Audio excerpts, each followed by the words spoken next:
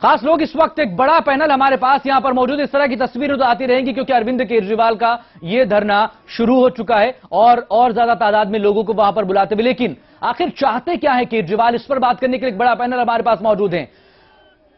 इस वक्त नोएडा स्टूडियो में हमारे साथ तीन खास लोग मौजूद हैं। लीगल एक्सपर्ट, कॉन्स्टिट्यूशनल एक्सपर्ट हमारे साथ विराग गुप्ता जी हैं, राजनीतिक विश्लेषक हैं हेमंत कुमार बिश्नोई जी हैं, वरिष्ठ पत्रकार हैं हेमंत स्नेही जी हैं।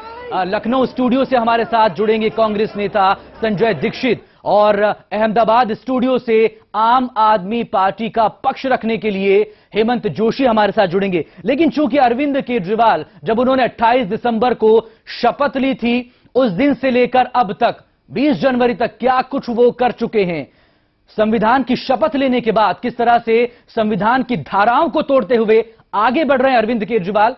विराग जी, क्या कुछ कर रहे हैं अरविंद केजरीवाल और चाहते क्या हैं वो? धारा 144 लागू है, उसके बाद उसे तोड़ते हुए आगे बढ़ते हैं, माइक पर जाते कानून तोड़ने के लिए जा रहे हैं और कानून तोड़ते हुए जा रहे हैं, बिना सीट बेल्ट लगाए भी जा रहे थे। जब इस बात की खबर मीडिया में आई, हेडलाइन इस पर चलने लगी, तब जाकर उन्होंने सीट बेल्ट लगाया।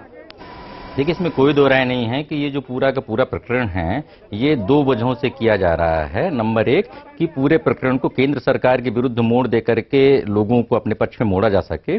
दूसरा ये है कि अपने विभागों में जो काम किया जा सकता है उन कामों को न करके दिल्ली पुलिस जो केंद्र के अधीन है उसके खिलाफ मोर्चेबंदी करके और पुलिस के खिलाफ जो जन असंतोष है उसको भुनाने की कोशिश की जाए।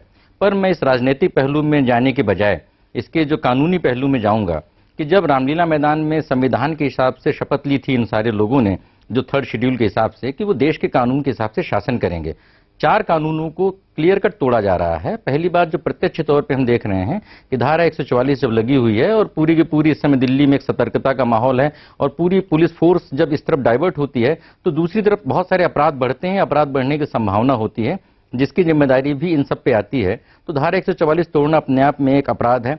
जो दूसरे जो कानून तोड़े जा रहे हैं, पहला यह है कि केंद्र राज्य संबंध हैं और उन केंद्र राज्य संबंधों के हिसाब से केंद्र सरकार के अपने अधिकार है, राज्य सरकार के अपने अधिकार हैं।